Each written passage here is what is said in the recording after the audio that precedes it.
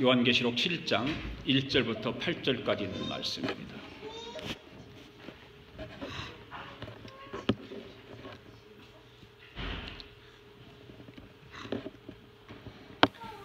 계시록 7장 1절부터 8절까지 다 같이 읽습니다. 시작. 2일 후에 내가 내 천사가 땅 내 모퉁이에 선 것을 보니 땅의 사방에 바람을 붙잡아 바람으로 하여금 땅에나 바다에나 각종 나무에 불지 못하게 하더라. 또 봄에 다른 천사가 살아계신 하나님의 인을 가지고 해돋는 데로부터 올라와서 땅과 바다를 해롭게 할 권세를 받은 네 천사를 향하여 큰 소리로 외쳐 이르되 우리가 우리 하나님의 종들의 이마에 인치기까지 땅이나 바다나 나무들을 해하지 말라 하더라. 내가 인침을 받은 자의 수를 들으니 이스라엘 자손의 각 지파 중에서 인침을 받은 자들이 14만 4천이니 유다 지파 중에 인침을 받은 자가 1만 2천이요 루벤 지파 중에 1만 2천이요 가 지파 중에 1만 2천이요 아셀 지파 중에 1만 2천이요 납달리 지파 중에 1만 2천이요 므낫세 지파 중에 1만 2천이요 시몬 지파 중에 1만 2천이요 레위 지파 중에 1만 2천이요 이사갈 지파 중에 1만 2천이요 스볼론 지파 중에 1만 2천이요 요셉 지파 중에 1만 2천이요 베냐민 지파 중에 인침을 받은 자가 1만 2천이라. 아멘. 앉으시기 바랍니다. 오늘 말씀 제목은 14만 4천 명입니다. 14만 4천 명. 오늘 본문에 인친자들이 14만 4천 명이 나오기 때문에 그 14만 4천 명이 무엇을 의미하는가? 과연 어떤 사람인가? 성경에서 말하는 이스라엘 사람들인가? 함께 나누기를 원합니다. 그 라스베가스 여러분들 사건이 일어나는 것을 다 들었죠. 또 화면 영상으로도 보기도 하고 그런 걸 보면서 여러분들은 무엇을 생각했습니까? 저는 종말이 가까워오고 있다. 더 많은 이런 사건들이 미국뿐만 아니라 세계 곳곳에서 일어나고 있는데 또 남미에서는 나라를 둘로 또 가르는 일이 있잖아요. 그래서 반정부, 주정부 그래서 자기를 인정해달라고 투표를 해가지고 그런 일들 그런 일들을 일하는 걸 보면서 종말이 가까워오고 있다 생각을 합니다. 여러분들은 이 종말이라고 하는 말에 대해서 어떻게 생각하세요? 종말 듣기 좋은가요? 듣기 싫은가요? 종말이 있다고 생각하십니까? 없다고 생각하십니까? 아마도 모든 사람들이 종말에 대해서는 다 알고 있을 거라고 생각을 해요. 그것이 어떤 개인의 종말이든 어떤 사회적인 종말이든 어떤 나라의 종말이든 지구의 온 세계 지구의 종말이든 언제나 인간은 종말이 분명히 온다라고 생각을 하고 있을 것입니다. 이러한 종말은 분명히 사실임에도 불구하고 사람들은 종말이라고 하는 말에 대해서 싫어하죠. 내 개인의 종말에 대해서 여러분들을 맞고 싶지 않잖아요. 그렇잖아요. 영원히 살고 싶고 그러잖아요. 그러니까 싫어하는 거예요. 그리고 종말을 얘기하면 또 어떤 사람은 인상을 찌푸리는 사람도 있고 심지어 교회에서조차도 이 종말에 대해서 언급하는 것을 그렇게 좋게 여기지 않아요. 달갑게 여기지 않고 그렇습니다. 그러니까 교회에서도 기왕이면 이런 종말 얘기, 말세 얘기, 죄에 대해 얘기, 회개한 얘기 이런 얘기를 듣기 싫어합니다. 이왕이면 좀 희망적인 얘기를 하기를 원하고 이왕이면 건설적인 말을 해주기를 원하고 그 부정적인 말은 될수록 하지 말라고들 이야기를 해요. 살기도 힘드는데 교회에 와서 좀 위로받고 희망적인 말을 듣고 나가서 살아야 되지 교회까지 와가지고 부정적인 얘기, 죄 회개하라는 얘기 뭐 종말이 온다는 얘기가 무서운 얘기는 했었고 그러면 싫다는 얘기죠. 현실이 그래, 현실이. 교회 분포들, 교인들 분포들을 보면. 그래, 교회가 정말 심판, 이러한 극단적인 말을만 하면 세상이 교회를 싫어한다는 거죠. 세상이 교회를 싫어하면 전도를 해도 전도가 안 된다는 얘기죠. 굳이 세상이 싫어할 말을 교회가 꼭 할 필요가 있느냐. 그렇게 말합니다. 그래서 종말이라고 하는 말이라든지 또 심판 얘기가 우리는 많이 하잖아요. 심판이라든지 이런 말들은 단지 성경에 기록된 말로만 여기고 장차 하나님이 그렇게 하실 것이라는 것을 알고 있는 것으로만 그치자, 그런 얘기예요. 거기에 좀 더 나가서 신앙의 삶의 신앙생활에 업그레이드 되는 삶을 살기를 원치는 않아요. 그리고 종말을 알고 있는 걸로만 되지, 그런 식으로 생각하죠. 세상은 희망적인 말을 기대합니다. 세상은. 그렇죠? 희망적인 말을. 그 열심히 하면 된다. 그리고 또 뭐 고생 끝에 낙이 온다. 뭐 이런 말들. 또 유명한 사람의 말이 성공은 실패의 어머니다. 실패는 성공의 어머니다. 이런 말을 하고, 세상은 넓고 할 일은 많다. 성경에도 믿는 자에게는 능치 못할 일이 없다. 이런 말들. 하늘은 스스로 돕는 자를 돕는다. 이런 말들. 이런 희망적인 말을 통해서 힘을 얻으려고 한다고 말이에요. 세상은 그래요. 그런데 세상은 망한다, 하나님이 심판하신다, 회개하라, 이런 말에 대해서 누가 뭐 그걸 말을 들으려고 하겠어요? 여러분들이 전도로 가가지고 그런 말을 한번 한다고 해보세요. 듣기 좋아할까요? 절대 듣기 싫어하죠. 우리가 요한계시록을 공부하면서 느끼는 것은 종말에 일어날 하나님의 심판에 대해서 공부하고 있지 않습니까? 네. 그래서 싫어하기도 하고 무섭기도 하고 두렵기도 하고 그렇습니다. 그러나 결코 요한계시록은 두렵고 무섭기만 한 그런 말씀이 아니라는 거예요.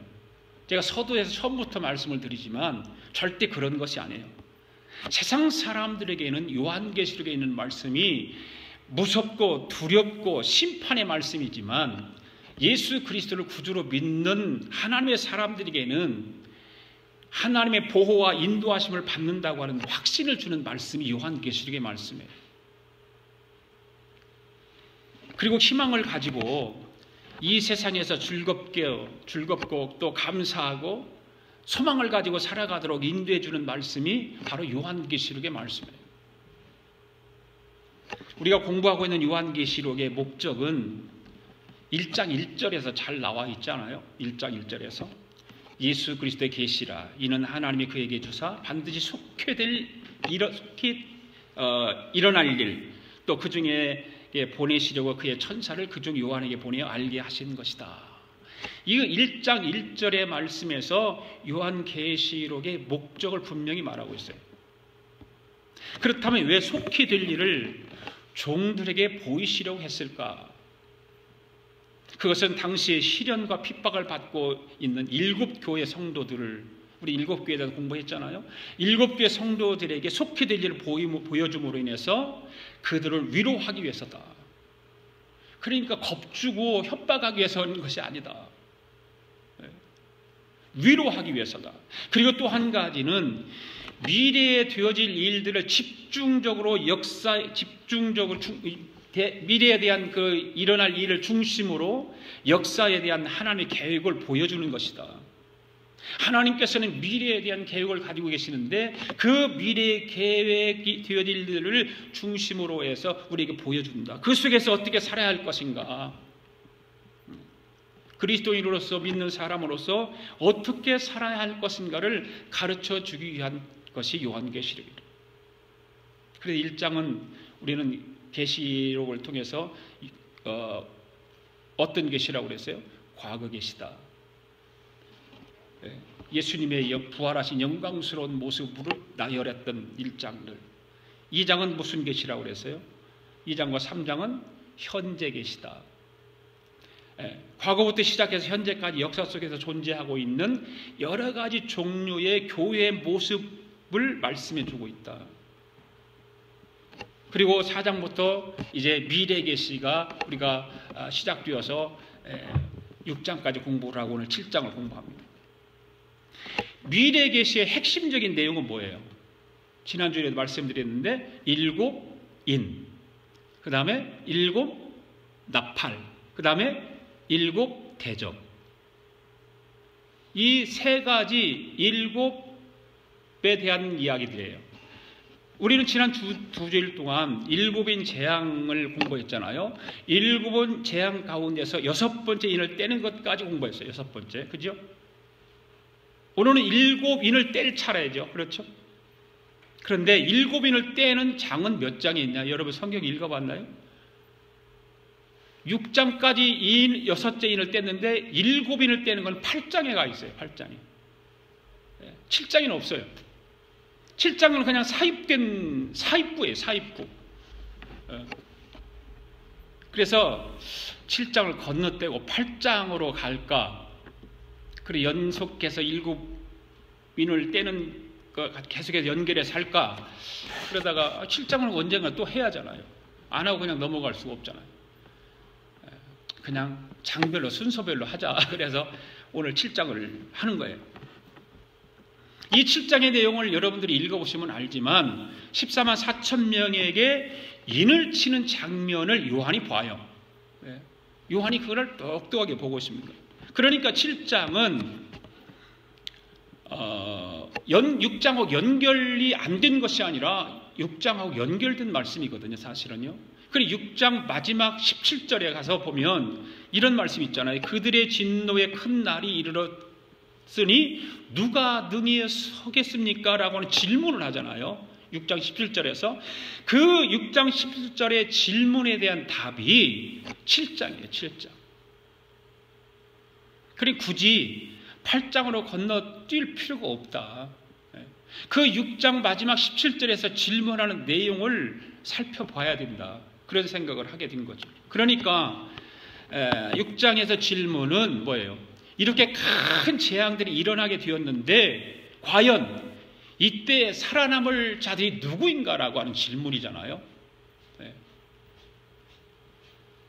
이러한 질문에 대한 해답이 7장의 말씀이에요. 여긴 7장의 질문 답이 다 이제 나옵니다. 그래서 성경학자들의 말에 의하면 7장은 보충 설명 시간이다. 보충. 그 사입된 보충 설명으로 말씀을 이제 기록하고 있고요. 그래서 이 7장을 갖다가 그 학자들은 보충 계시다 그렇게 말을 하고 있어요. 자, 그러면 오늘부터 보충 계시에 대해서 이제 오늘과 다음 주에 7장을 공부를 하겠습니다. 자, 여러분 6장을 공부하면서 구체적인 질문이 무엇이었나요? 적그리스도가 출현한다고 그랬어요. 적그리스도가 이제. 그리고 전쟁과 살육이 일어날 것이고 그 다음에 흉년과 기근과 굶주림이 있을 것이고 또 큰 지진이 일어날 것이고 해와 달과 별이 빛을 잃고 하늘의 별이 떨어지는 엄청난 환난 날이 올 것이다. 그런데 그런 엄청난 재앙들이 있을 때에 내려질 때에 살아남을 수 있겠느냐? 과연 누가 살아남을 수 있겠느냐라는 것입니다. 이런 걸 읽고 우리가 들으면 두려움이 있잖아요. 나는 과연 살아남을 수 있을까? 요한계시록을 여러분 들으면서 어떻게 듣는지 모르겠어요. 그냥 귀뚱으로 듣는지 아니면 정말 가슴으로 듣는지 모르겠어요. 내가 그것까지는 판단할 수 없으니까. 그러니 여러분이 요한계시록의 말씀을 귀뚱으로 들으면 절대 안 된다는 거예요. 어떤 하나님의 말씀은 다 똑같지만 두려움이 있고 무섭기는 하지만 그런데 그 두려움과 무서움 속에서 우리 주님은 해결책을 우리에게 말씀해 주시고 있다. 바로 그것은 이런 것과 같은 거죠. 바로 만약에 여러분들 학생이 시험을 치는 날과 성적 발표가 있는 날에 학교를 가볍게 갈 수 있는 것은 뭘까요? 공부를 열심히 해서 성적을 높이는 거잖아요. 그러면 공부를 열심히 해서 성적을 높인 학생들은 그 시험 치는 날도 당당하게 시험장에 갈 수 있고, 성적 발표하는 날도 자신이 있으니까 떳떳하게 가서 그 발표를 볼 수 있잖아요. 그러니 공부 하고 안 한 학생들은 시험 보는 것도 두렵고 성적 발표하는 것도 두렵고 다 두려운 거예요. 그 마찬가지로 학생이 좋은 성적을 받기 위해서 열심히 공부하듯이 환난 날에 두려워하지 않는 해결 방법은 뭘까? 하나님 말씀을 바르게 믿는 거예요. 다른 것이 아니에요. 하나님 말씀을 온전하게 믿는 것입니다. 아멘. 우리 주님은 믿는 자들에게 불안한 마음을 위로와 확신을 주기 위해서 오늘 이 말씀을 우리에게 주시는 줄로 믿습니다. 그래서 주님의 말씀은 내가 너희를 지키며 보호해 주시겠다, 이런 말씀을 하시고요. 내가 너희들과 함께 할 테니까 염려하지 말라는 거예요. 그러면서 하시는 말씀이 위로해 주시고 교훈해 주시고 오늘 저와 여러분에게 주시고 계시다고 하는 사실을 우리는 믿어야 됩니다. 오늘도 주님은 요한계시록 말씀을 듣는 여러분들에게 위로자로 또 염려하지 말라고 하는 담대함으로 우리에게 용기를 주시는 주님이신 줄로 믿습니다. 자, 오늘 저와 여러분들은 그래서 이제 어떻게 해야 되느냐, 성령의 인침을 받는 자들이 되어야 된다. 성령의 인침을 받아야 이런 두려움이 사라지는 것이고 염려가 사라지게 되는 것이고 그렇죠. 오늘 주님을 기다리는 교회들의 이야기 15번째인데요. 14만 4천 명에 대한 말씀을 강론하려고 합니다. 오늘도 예수 그리스도의 계시의 말씀을 들으시면서 6장 마지막에 대한 질문에 대한 해답을 찾아볼 텐데, 이 말씀을 찾아보면서 이와 같은 재앙이 계속 일어날 때 과연 여기서 살아남을 자가 누구인가? 누가 구원을 받을 수 있는가라고 하는 것입니다. 1절 말씀 함께 읽읍시다. 1절 말씀 읽습니다. 시작. 이일 후에 내가 내 천사가 땅 내 모퉁이에 선 것을 보니 땅의 사방에 바람을 붙잡아 바람으로 하여금 땅에나 바다에나 각종 나무에 불지 못하게 하더라. 여기 소제목을 환난날이 보류되고 있다고 하는 거예요. 환난이 이제 앞으로 오는데 지금도 얼마든지 환난이 우리 앞에 있을 수 있는데 그 환난을 보류하고 있다. 그 요한이 예수님께서 6째 인을 떼시는 장면까지 보았어요. 네. 그런데 또 다른 신기한 장면을 보게 됩니다. 그 장면이 뭐예요? 내 천사가 땅 내 모퉁이에 서서 땅 사방에서 바람이 불어오지 못하도록 바람을 붙잡고 있다, 그렇게 기록하고 있어요. 네. 아마 그 당시에는 우주가 둥글다라고 생각 안 했던 것 같아요. 네. 땅 사방에서 바람이 불지 못하도록 붙잡고 있다. 이 네 천사는 안간힘을 다해서 땅의 그 사방에서 6절에 보았던 그 환난의 바람이 불어온다고 하는 그것을 붙들고 불어오지 못하도록 붙잡고 있다는 거죠. 그 바람이 앞에서 말씀드렸듯이 첫째 인부터 6째 인을 떼실 때 일어나는 모든 상황들이잖아요. 그것이 적그리스도의 출현일 것이고 전쟁과 살육이 있을 것이고 흉년과 기근이 있을 것이고 질병과 엄청난 지진이 있을 것이고 어린 양의 무서운 진노가 있을 것이다. 이런 무서운 환난들이 있게 될 것인데 내 천사가 내 곳에서 이 환난의 바람을 붙들고 있다. 그리고 8장에서 7째 인을 떼실 때 무서운 핵전쟁이 일어날 것인데 이 네 천사가 사방에서 그 바람이 불지 못하도록, 무서운 바람이 불지 못하도록 붙잡고 있다고 하는 것은 무엇을 의미하는 것일까? 그건 바로 하나님의 심판과 어린 양 예수 그리스도의 진노가 지금 당장 오지 않도록, 얼마든지 지금 당장 하나님의 심판과 어린 양 예수 그리스도의 그 모든 진노가 내려질 수 있을 텐데 그 네 천사가 그걸 붙들고 있다는 거예요. 붙들고 있다. 그래서 오늘 첫 번째 그 소제목과 같이 환난 날이 보류되고 있다는 거예요. 보류되고 있다. 이 내 천사가 붙잡고 있는 것을 놓아버리면 이 세상은 어떻게 될까요, 여러분들이? 무서운 환란의 바람이 불어오는 거예요. 이 언젠가 이 붙잡고 있는 환란의 바람을 놓을 때가 올 것이라 그 말입니다. 잠시 보류되고 있을 뿐이에요. 잠시. 그러면 내 천사가 환란의 바람이 불어오지 못하도록 바람을 붙잡고 있는 이유가 무엇이냐, 이유가. 자, 성경을 한번 찾아봅시다. 베드로후서 3장 9절 말씀. 같이 읽어볼까요? 시작. 주의 약속은 어떤 이에 더디다고 생각하는 것 같이 더딘 것이 아니라 오직 저희를 대하여 오래 참으사 아무 멸망치도 않고 다 회개하게 이르기를 원하시느니라. 아멘. 자, 이 베드로후서 3장 9절의 말씀을 보면 내 천사가 환난 날에 왜 바람이 불어오지 못하도록 붙잡고 있는 이유를 알 수가 있잖아요. 그렇죠?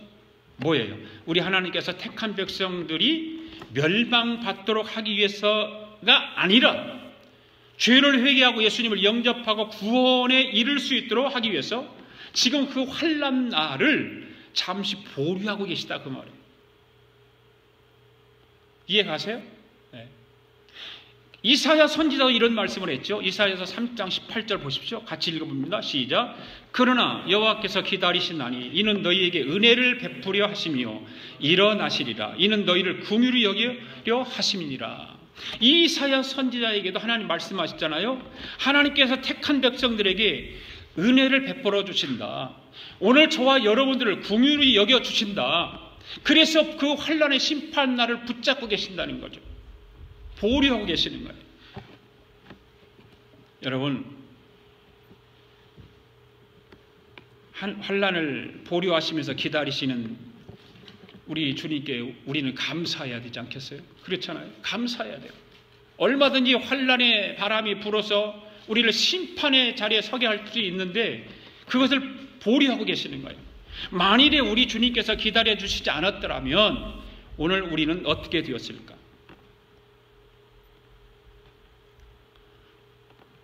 그런 것까지 여러분 생각 안 했겠죠? 그죠? 끔찍하겠죠. 끔찍하겠죠. 엄청나겠죠. 오늘 저와 여러분이 구원받은 것은 주님께서 환난을 내리시지 않고 기다려주신 덕택인 줄로 믿습니다. 네. 만약에 우리가 구원받기 전에 내가 예수 믿기 전에 환난의 칼을 휘둘렀다면, 환난의 바람을 불게 그냥 놔뒀다면 우리는 예수 믿지 못하고 그냥 지옥 가는 거죠. 그렇다고 해서 주님은 무작정 기다리실까? 그렇지는 않죠. 우리 주님이 정하신 때까지만 기다려주시는 겁니다. 분명히 주님 말씀에 정하신 때가 있어요. 지금 보류하고 기다리고 계실 때 회개하고 주님께로 돌아오는 일밖에 없는 거예요. 하나님의 진노가 임하기 전에 빨리 돌아와야 되는 거예요. 믿습니까, 여러분? 그리고 믿지 않는 이웃 사람들에게 하나님의 진노의 심판이 이르렀음을 경고했던 노아처럼, 노아 시대 때는 그랬잖아요. 그 하나님의 진노가 임했음에도 불구하고 그 노아 때 사람들은 믿지 않았어요.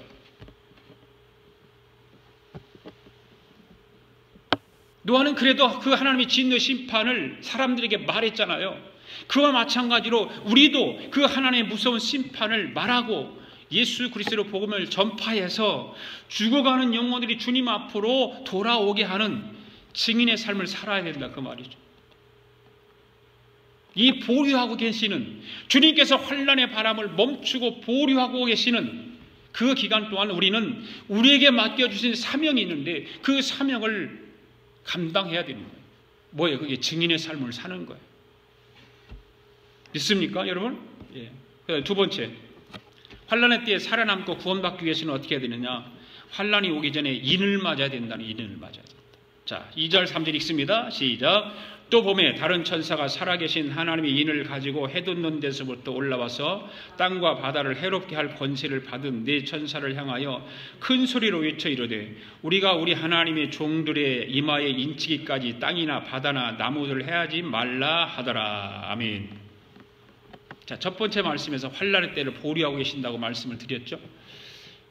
아직은 수많은 재앙들로 지구가 멸망 때는 아니라는 것입니다. 그래서 천사가 붙잡고 있다고 그래요. 천사가. 언제까지 그렇게 붙잡고 계실까? 언제까지 그렇게 붙잡고 있을까? 계시록 2장 7장 2절 3절에 답이 나와 있습니다. 그지? 언제까지 붙잡고 있는 거 보세요. 다시 한번 읽어볼까? 2절 3절 시작. 또 봄에 다른 천사가 살아계신 하나님의 인을 가지고 해돋는 데서부터 올라와서 땅과 바다를 해롭게 할 권세를 받은 네 천사를 향하여 큰 소리로 외쳐 이르되 우리가 우리 하나님의 종들의 이마에 인치기까지 땅이나 바다의 나무를 해하지 말라 하더라. 아멘. 자, 언제까지 붙잡고 계시는 거예요? 하나님의 종들이 인침을 할 때, 인침을 받을 때까지. 전쟁이나 자연재해, 질병과 같은 재앙들이 있지만 아직 지구가 멸망하지 않는다는 것을 우리는 알 수 있어요. 하나님의 종들이 이마에 인을 칠 때까지 그 멸망의 재앙은 보류하고 있는 상태예요. 보류하고 있는 상태. 적그리스도로 인한 환난, 전쟁과 살육이로 인한 환난, 흉년과 기근으로 인한 환난, 질병과 엄청난 지진으로 인한 모든 환난을 잠시 보류시키고 하나님의 종들의 이마에 인을 치는 작업이 끝나면 환난의 바람이 불어도 좋다는 말씀이잖아요. 지금 사도 요한이 그거 보고 있는 거 아닙니까? 사도 요한이 지금 보고 있어요. 자세히 보니까 다른 천사가 해돋는 데서부터 하나님의 인을 가지고 올라와서 바람을 붙잡고 있는 네 천사를 향해서 말하잖아요. 우리 하나님의 종들이 이마에 인칠 때까지 해하지 말라고 큰 소리로 외치고 있어요. 여러분, 이 말씀에서 우리가 분명히 깨달아야 할 것은 뭡니까? 환난의 바람이 불어오기 전에 우리는 무슨 인침을 받아야 될까요? 성령의 인침을 받아야 돼요. 성령의 인침. 성령의 인침을 받지 않으면 우리는 거듭날 수가 없어요.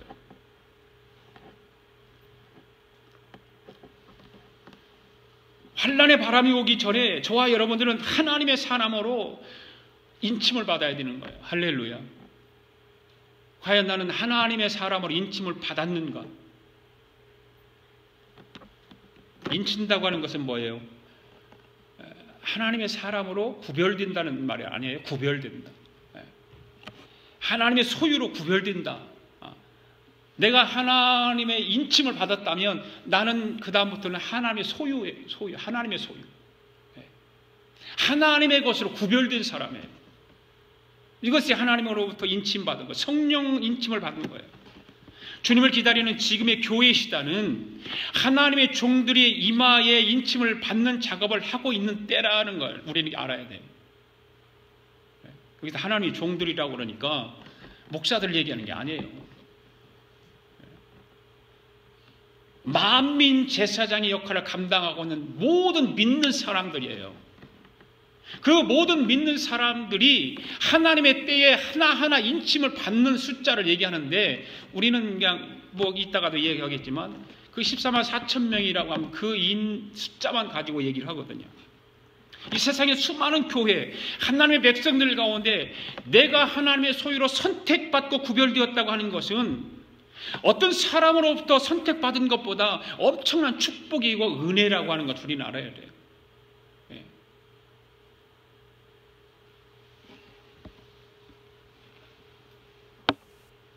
직장을 구하는 사람에게는 어떤 회사로부터 우리 회사에 출근해서 근무하라고 하는 선택받는 것, 그거 굉장히 기뻐하잖아요. 직장을 찾고 찾는데 직장이 구해지지도 않고 오라는 회사도 없고 그런데 어느 회사가 그렇게 한다고 얼마나 그 선택받는다고는 굉장히 중요한 거예요. 공무원 학생이 입학 원서를 다 넣었는데 나를 불러주는 학교가 없다는 걸 괴로운 거 아니에요. 그런데 어느 학교가 내가 원하는 학교에서 나를 불러줬다고 하는 거예요. 그 학교로부터 내가 선택되었다고 하는 건 굉장히 즐거운 거거든요. 그런데 그런 모든 선택받고 그런 것보다 우리는 하나님으로부터 선택받았다고 하는 것, 하나님의 사람으로 하나님의 소유로 선택되었다고 하는 것은 이거는 엄청난 축복이에요. 오늘 여러분들은 성령으로 인침을 받았습니까? 여러분들은 하나님의 소유입니까? 나는 하나님의 소유다. 찬양은 그렇게 하죠. 찬양은. 그런데 실질적으로 내 삶 속에서 여러분들이 하나님의 소유인가, 내가 하나님으로부터 인침을 받은 하나님의 백성인가 한번 돌아봐야 할 때 아닐까요? 내가 오늘 성령의 인을 맞은 자인지 아닌지 알 수 있는 기준이 있어요. 자, 성경을 한번 봅시다. 로마서 8장 15절 시작. 너희는 다시 모소하는 종의 영을 받지 아니하고 양자의 영을 받음으로 우리가 아빠 아버지라고 부르짖느니라. 이 말씀을 보게 되면 성령 인침을 받는 자는 하나님을 뭐라고 부른다? 아빠 아버지라고 부른다. 그냥 하나님을 아빠하고 부를 수 있는 사람은 인침 받은 자라, 그런 말이죠. 그 다음에 고린도전서 12장 3절 보시겠습니다. 시작. 그러므로 내가 너희에게 말하노니 하나님의 영으로 말하는 자는 누구든지 예수를 저주할 자라 하지 아니하고 또 성령으로 아니하고 누구든지 예수를 주시라 할 수 없느니라. 성령으로 인침을 받은 사람은 하나님을 아빠 아버지라고 부르는 것만이 아니라 예수님을 나의 주님으로 믿고 시인하게 된다는 거죠. 여러분, 하나님을 아빠 아버지라고 부르십니까? 예수님을 나의 주님으로 시인하고 믿습니까? 여러분, 성령으로 인을 맞았다고 하는 것은 하나님의 소유가 되었다고 하는 사인이에요. 사인. 네. 하나님의 소유가 되었다고 하는 것은 확실히 보호와 축복을 증거하는 거예요. 하나님, 너는 내 거야, 내 소유하고 인을 탁 찍어줬다고 하면 하나님이 그 인을 찍어준 자녀를 버리겠어요? 환난의 바람이 불어와도 하나님은 그 인침을 받은 사람을 보호해 주시는 거예요. 구원받은 자는 하나님께서 확실히 보호하시고 축복하실 것을 믿습니다. 왜냐하면 우리는 하나님의 소유자이기 때문에 그렇습니다. 할렐루야. 여러분, 하나님의 소유자입니까? 나는 하나님의 소유자다. 하나님의 소유자다.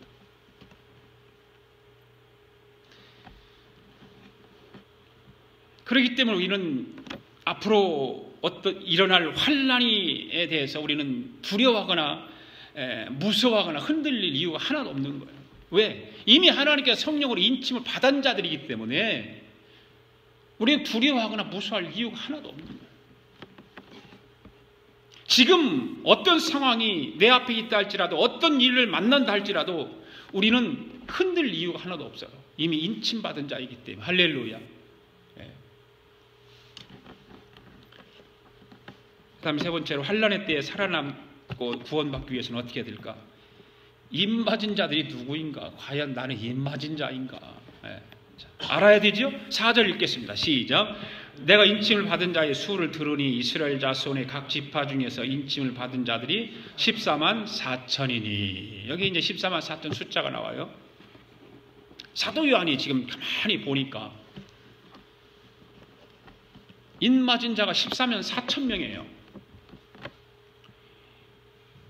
그러면 거기에 이제 이스라엘 지파별로 쭉 얘기가 성경은 나오는데, 그건 뭐 그냥 설명하려고 근데 오래 걸린 시간이 많이 걸리니까 그건 놔두더라도 이 14만 4천 명에 대해서 여러 주장을 해요.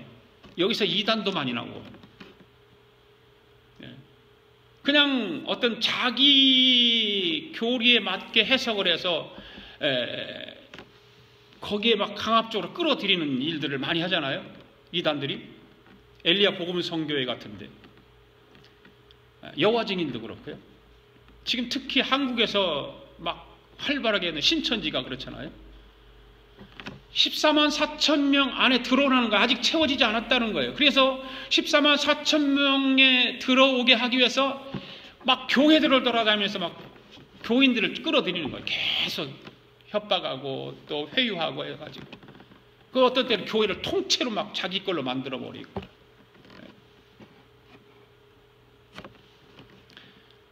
그리고 어떤 또 성경 해석자들은 14만 4천 명을 유대인들 중에서 구원받은 사람들을 가리킨다라고 주장을 하기도 하고. 그래, 성경을 해석하는 것이 문자적으로 해석을 하느냐, 어떤 또 영적으로 해석을 하느냐, 어떤 상징적으로 해석을 하느냐, 여러 가지 형태가 있어요. 상황에 따라서 문자적으로 해석할 때도 있을 것이고, 영적으로 해석할 때가 있을 것이고, 아니면 상징적으로 해석할 때가 있을 거예요. 그런데 오늘 요한계시록 해석을 하는 데 있어서 가장 힘든 부분이 뭐냐면 이거예요. 이것을 성경에 나오는 그대로 문자적으로 그냥 받아들여서 그대로 해석할 것인가, 아니면 상징적으로 해석할 것인가, 두 가지뿐이에요. 여기는 영적인 것은 없어요. 영적인 것으로 잘못했다가는, 영적으로 했다가는 이단 돼버려요. 잘못하면.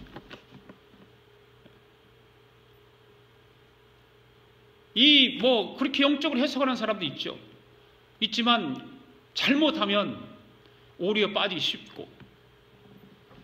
두 가지, 문자적이냐 상징적으로 할 것이니까. 같은 사건을 가지고도 해석을 어떻게 하느냐에 따라서 완전히 다르게 해석이 이루어지기 때문에 그런 거지 않겠어요? 저는 인마전 14만 4천 명이 누구를 가리킨지를 해석하기 위해서 여러 목사님의 책을 보았어요. 그리고 성경 주석도 저한테 이제 우리 친구 목사님이 성경 주석을 저한테 이제 문서로 된 거, 우리가 컴퓨터에서 열어볼 수 있는 파일로 해가지고서 다 있어요. 다 주석이 없는 게 없어요. 그러니까 너무 좋은 거예요. 그걸 받고 나니까 너무 좋아요. 아니면 책을 사서 다 열어봐야 되는데 문서화된 것을 컴퓨터에서 저장해가지고 열어보니까 너무 좋아요. 그래서 10명의 주석가들을 찾아봤어요. 뭐라고 얘기합니까? 다 달라요. 그런데 그래서 솔직히 제가 단독적으로 해석을 하는 것은 좀 무리가 따른다고 생각을 해서 성경 주석을 이렇게 가들의 그 해석을 이렇게 쭉 보다가 핸드릭슨이라고 하는 주석가가 있어요. 성경 학자가 있는데 그 핸드릭슨의 그 주석을 보니까 14만 4천 명인 중에 구원받은 숫자가 아니라 구약 신약 시대의 모든 구원받을 자들이라고 가르치고 있어요. 그렇게 해석을 해요. 구약 시대와 신약 시대의 모든 구원받을 자들이다. 14만 4천 명. 그러니까 문자적인 해석이에요? 상징적인 해석이에요? 상징적인 해석이에요. 그래서 저는 그 핸드릭슨이 문자적으로 해석을 하지 않고 상징적으로 그 해석을 해서 이 핸드릭슨이 해석하는 이 성경 해석을 저는 많이 봐요. 그래서 이 말씀도 14만 4천 명이라고 하는 해석도 이 핸드릭슨의 해석을 저는 지지를 해요. 제가 지지하는 이 견해가 맞다고 하면 또 다른 얘기를 하는 사람들이 얘기하니까 제가 또 지지를 해요. 그분의 해석이 옳다고 생각을 하기 때문에. 그렇게 확신하는 이유가 뭐냐면 계시록 14장 1절에 3절의 말씀을 보면 거기 보면 그 근거를 찾을 수가 있어요. 자, 한번 읽어볼까요? 계시록 14장 1절에 3절 시작. 또 내가 보니 보라 어린 양이 시온산에 섰고 그와 함께 14만 4천이 서 있는데 그들의 이마에는 어린 양의 이름과 그 아버지의 이름을 쓴 것이 있더라. 내가 하늘에서 나는 소리를 들으니 많은 물소리와도 같고 큰 우레소리와도 같은데 내가 들은 소리는 검은 고 타는 자들이 그 검은 고를 타는 것 같더라. 그들이 보좌 앞과 내 생물과 장로들 앞에서 새 노래를 부르니 땅에서 속량함을 받은 14만 4천 명 밖에는 능히 이 노래를 배울 자가 없더라. 이 말씀을 근거해서 여러분 한번 생각해 보세요. 하늘에서 구원받은 성도들이 지금 새 노래를 부르고 있어요.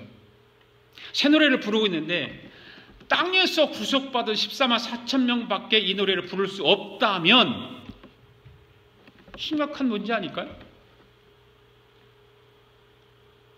땅의 인구가 수십억인데 수십억의 인구 중에 믿는 사람들이 3분의 1이라고 가정합시다. 3분의 1이 믿는 사람들이 그러면 구별 14만 4천 명 막 뽑아야 되나요? 선택해서. 이 14만 4천 명만 천국의 노래를 부를 수 있는데 그들이 유대인 중에서 구원받은 자들이라면 우리는 천국에서 새 노래를 부를 수 없다는 말이 듣잖아요. 문자적으로 그냥 그대로 보면 또 뭐 성경에는 문자적으로 유대인들만 그렇게 하게 돼 있잖아요. 14만 4천 명이잖아요. 그럼 우리는 뭐예요? 이방인들은 그럼 뭐예요? 이거에 대해서 해석을 여러 형태로 해석을 하기는 하지만 저는 이 핸드릭슨의 말을 주장을 해요. 그러므로 그들은 유대인들 가운데 구원받은 사람들을 가리키는 것이 아니라 모든 구원받은 성도들을 가리키는 상징적인 숫자로 본다는 거예요. 그것이 옳은 해석이라고 생각을 해요. 여호와 증인들이나 신천지나 엘리야 복음 선교회 같이 자기들만 14만 4천 명에 속한다고 주장하는 것은 모두가 다 이단이에요. 네, 다 이단이죠. 자기들 안에 들어온 14만 4천 명만 환난 날에 인침을 받아가지고 환난을 면한다, 구원받는다 이런 식으로 말하면 이단이죠. 그러니까 14만 4천 명은 어떤 사람들이냐? 모든 구원받은 사람들이다. 할렐루야. 저는 그렇게 믿어요. 모두 구원받은 사람이에요. 상징적인 의미를 가지고 있다. 예. 그러면 누가 이 14만 4천 명에 들어갈 수 있을까라고 하는 거예요. 앞에서 말씀드렸듯이 성령 인침을 받은 자들이에요. 여러분, 그러니까 예수 믿어도 성령의 인침을 받느냐 안 받느냐가 중요한 거예요. 그냥 헛되게으로 다니면 안 된다 그 말이죠. 성령의 인침을 분명히 받은 자들, 예수 그리스도가 나의 구주로 믿어지고 고백하고 그런 모든 교단에 속해 있는, 그리고 뭐 우리 교회가 속해 있는 남침례 교단이든 장로교회든 감리교회든 성결교회든 구세군 교회든 순복음 교회든 미국 교회든 중국 교회든 멕시코 교회든 비엔남 교회든 아프리카 교회든 상관없죠. 예수님을 구세주로 고백하고 성령의 인침을 받은 자라면. 그러면 오늘 저와 여러분이 구원받은 자로서 14만 4천 명 가운데 속한다면 이 마지막 때 영적 추수를 위한 영혼 구원의 사명을 받은 것이 얼마나 복된 일인가를 깨달아야 됩니다. 내가 그 14만 4천 명에 들어가 인침을 받은 자로서 이 땅에서 살아가면서 하나님께서 왜 우리를 환난의 바람을 불어오지 않게 하게 보류를 시키고 있는가? 영혼 구원에 책임이 있기 때문에 그런 거예요. 영혼 구원에. 하나님의 때에 하나님의 수가 채워져야 되는데 그 수를 누가 채우냐? 바로 성령 인침을 받은 저와 여러분이 채우는 거예요. 그래서 하나님은 하나님 종들을 준비하는 거예요. 어느 때든지 하나님은 하나님 종들을 준비시켰어요. 아비의 시대 때도 역사적으로 어려울 때인데 하나님은 내가 아직도 바알에게 무릎을 꿇지 않는 내 종 7천 명을 숨겨두었다 그런 말이 있어요. 많은 하나님의 종들이 바알에 무릎 꿇고 다 거기 엎드려 절했지만 하나님께서 7천 명을 숨겨두어서 마지막 때 쓰는 거예요.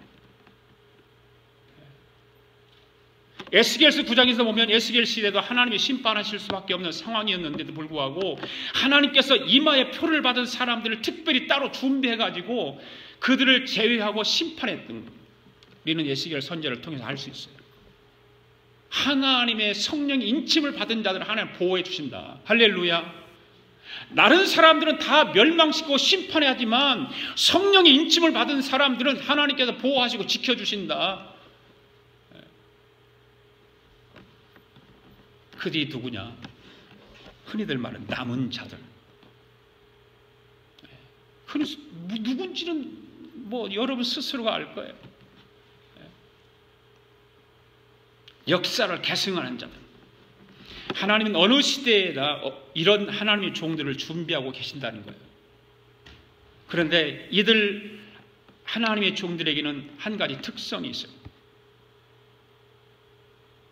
모두가 하나님께서 그 남겨준 자들, 그 남겨준 자들은 어떤 사람입니다. 세상과 영합하지 않았던 사람들. 굉장히 중요한 거예요. 그러니까 성경을 보십시오, 여러분들. 하나님께서 그 남겨둔 남은 자들은 어떤 자들인가? 세상과 영합하지 않고 영합을 거부한 사람들.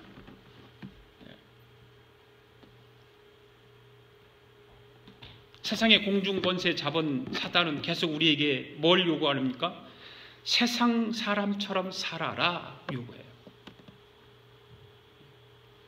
세상 사람들처럼 살아라. 그러나 성경은 분명히 말해요. 너희는 이 세대를 본받지 말라고 말씀하고 있어요. 예수 믿는 사람들이 세상 사람들과 같아지려고 애쓴다면 세상에 어떤 영향력을 끼칠 수 있을까요? 그리스도인들의 무기는 그들이 세상 사람들과 다르다는 사실 아닙니까? 우리 예수 믿는 사람들이 무기가 그거 아니에요. 세상 사람들과 다르게 살아가는 거예요. 우리가 다르다는 사실 때문에 믿지 않는 사람들은 우리를 부러워하고 주목해야 됩니다. 주목하고 있잖아요.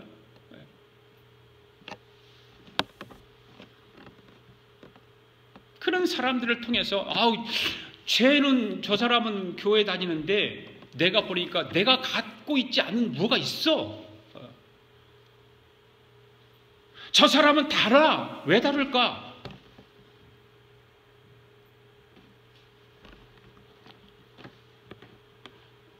세상 믿지 않는 사람들로 하여금 이런 말을 듣는 것이 그리스도인의 매력 아닙니까? 예수 믿는 맛이죠, 그것이. 예수 믿는 능력이고 힘이고 그것이 파워예요. 세상과 영합하기를 거절한 사람, 하나님이 자신에게 주신 사명을 이루기 위해서 자기 생애를 던져버린 사람, 그런 사람들을 통해서 하나님은 역사의 마지막 때를 밝힌다는 거죠. 마지막 때 밝혀준다. 그러므로 이 세상에서 가장 성공적인 일은 뭘까? 잘 믿는 거예요. 할렐루야. 그러나 잘 믿는 일보다 더욱 성공적인 일이 있는데 그건 뭘까요? 잘 믿고 영혼 구원하는 일에 뛰어드는 거예요. 영혼 구원하는 일. 오늘날 교회들의 가장 큰 문제는 뭘까? 구원받은 사람은 많은데 사명을 감당하는 사람이 없다는 거예요. 구원받은 사람은 많아요. 그런데 사명 감당하는 사람은 없어요. 적다는 거예요. 너무 많은 성도들이 추수의 사명을 외면하고 있다는 말 아니겠습니까? 주님은 추수할 일꾼을 찾고 있는데 추수할 사명을 감당하는 사람은 없다는 거죠. 여러분, 구원받았습니까? 구원받았으면 구원받은 사람은 구원받을 사람을 찾아다녀야 됩니다. 그렇지 않습니까, 여러분? 구원받았다면 구원받을 사람을 찾는 거죠. 우리가 사는 길, 행복해지는 길, 축복받는 길은 다시 한번 우리가 신앙의 열심을 회복하고 하는 거예요. 그것이 행복이에요. 그것이 축복이에요. 그것이 사명자의 길이에요. 우리가 예수 그리스도의 보혈로 말미암아 구원을 받아서 하나님의 사랑받는 백성이 되었다면 앞으로 우리 시대에 어떤 어려움이 올 것인가에 대해서 별로 두려울 필요가 없다. 그런 사명으로 살아가는 사람들에게 뭐 두려움이 뭐 있겠어요? 그래서 두려움이 없죠. 주님이 함께 하신다면, 그리고 하늘과 땅을 창조하신 하나님이 나를 보호하신다면 무슨 시대가 온들 무슨 상관이 있어요? 환난의 때가 온들 무슨 상관이 있었나? 아무 상관 없잖아요. 지구 내 구퉁에서 그 환난의 바람을 불고 있는 그 천사들이 그 손을 놔버려도 아무 상관 없잖아요. 왜 두려워해요?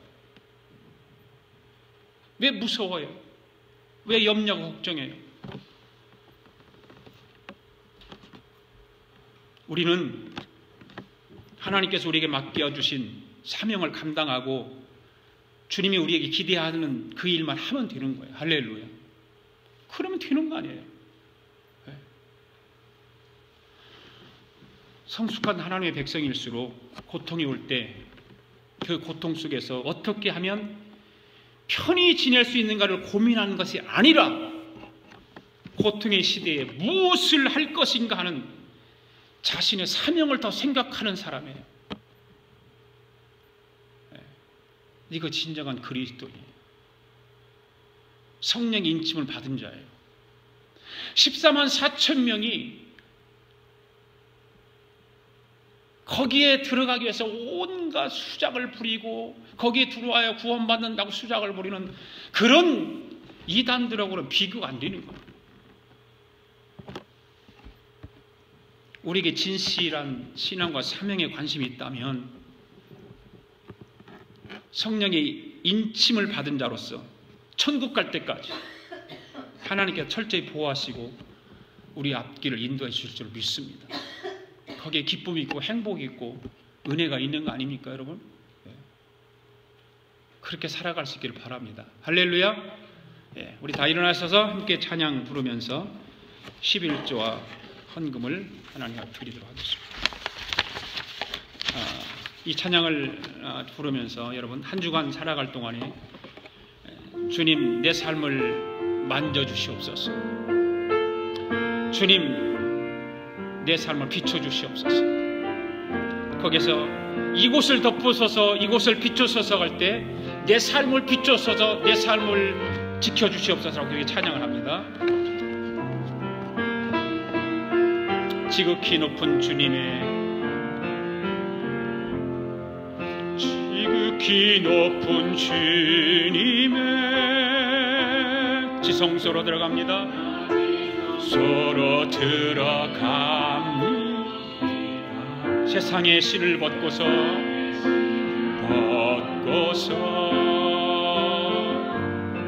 주 보좌 앞에 엎드리리.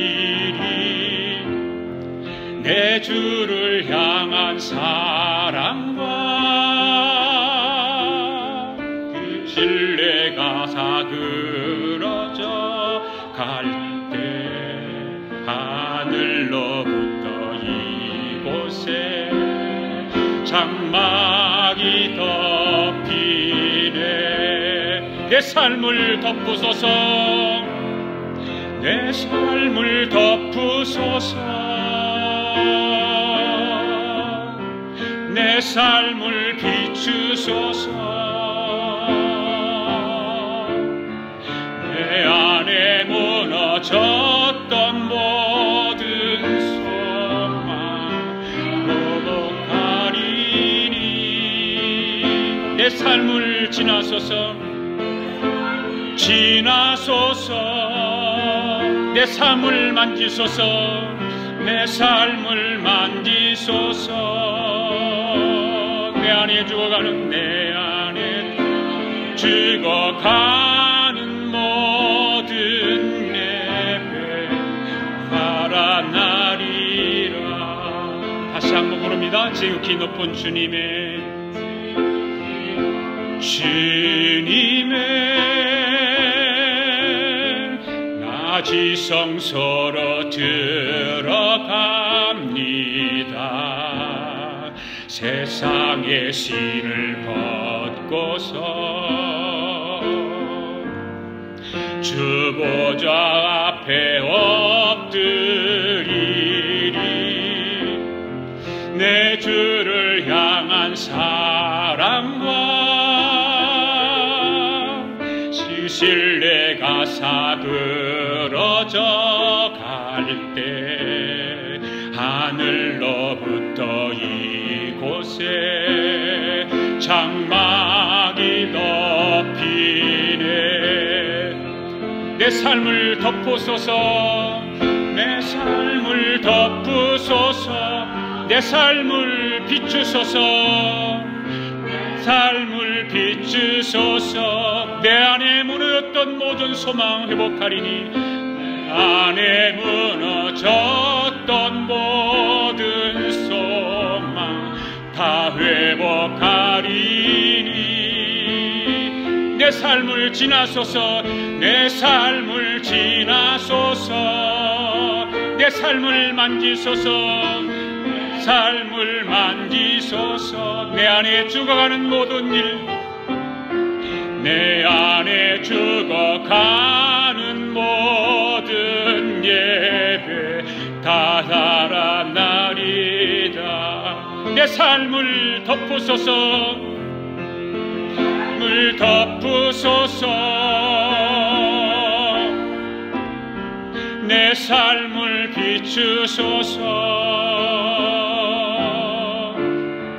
내 안에 무너졌던 모든 소망 다 회복하리니. 내 삶을 지나소서, 삶을 지나소서. 내 삶을 만지소서, 만지소서. 내 안에 죽어가는 모든 예배 다 살아나리. 다시 한번 내 삶을 덮으소서, 내 삶을 덮으소서. 내 삶을 비추소서. 내 안에 무너졌던 모든 소망 다 회복하리니. 내 삶을 지나소서, 내 삶을 지나소서. 내 삶을 만지소서, 삶을 만지소서. 내 안에 죽어가는 모든 예배, 내 안에 죽어가는 모든 예배 다 회복하리라.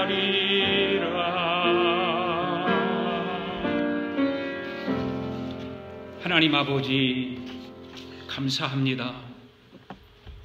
저희들로 하여금 성령의 인침을 받고 거듭난 자가 되어 하나님의 소유물이 되게 하시고 하나님이 지켜주시는 14만 4천 명 속에 속한 자가 되게 하여 주옵소서. 주님의 재림의 날이 점점 가까워지고 있는 이때에 형식만 갖춘 그런 등만 준비한 자들이 되지 않게 하시고 기름까지 준비를 잘해서 슬기로운 다섯 처녀와 같은 자들이 되게 하여 주시기를 원합니다. 이 한 주간도 살아갈 동안 주님, 내 삶을 만져 주시옵소서.